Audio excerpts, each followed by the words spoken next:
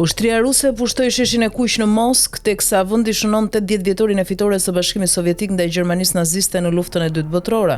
Parada madhështore ushtarake u mbajt nën masa të rrepta sigurie, nën praninë e presidentit Vladimir Putin dhe rreth 27 liderëve botëror, përfshirë presidentin kinez Xi Jinping, atë brazilian Lula da Silva, si edhe venezuelian Nicolas Maduro. Teksa ju drejtua ushtrisë veteranëve dhe të pranishmëve të tjerë, Putin kujtoi mësimet e nxjerra nga lufta e dytë botërore dhe deklaroi se e vërteta dhe drejtësia ishin në anën e tyre.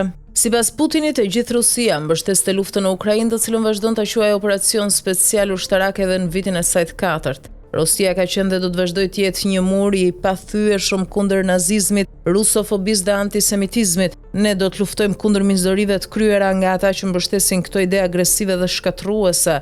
E vërteta dhe drejtësia janë në anën tonë, i gjithë vendi, shoqëria dhe populli ynë mbështesin pjesëmarrësit e operacionit special ushtarak. Jemi krenar për guximin dhe vendosmërinë e tyre, fuqinë e shpirtit që gjithmonë ka sjell vetëm fitore, u shpreh Putin. Një pushim i njanshëm 3 ditor u njoftua nga Rusia me rastin e ceremonive të ditës së fitores, të cilën Ukraina e ka refuzuar duke quajtur shfaqje teatrale.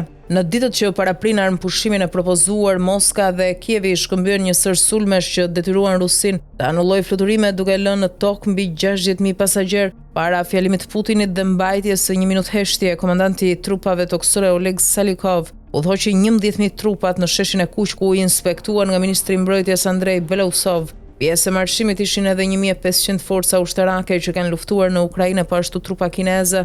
Në paradu ekspozuan edhe disa prej armatimeve më të fundit Moskës, përfshirë edhe dron. Mes të ftuarve në parad janë edhe liderë europianë si Aleksandar Vučić i Serbisë, edhe kryeministri slovak Robert Fico, i vetmi udhëheqës i Bashkimit Evropian që udhëtoi në Moskë. Si Vučić, ashtu edhe Fico u paralajmëruan nga krerët e bllokut të mos merrnin pjesë në paradën e Rusisë, e cila vijon luftën me Ukrainën fqinje. Por pavarësisht presioneve, ata zgjodhen të ishin krah Putinit në ditën e tij të rëndësishme.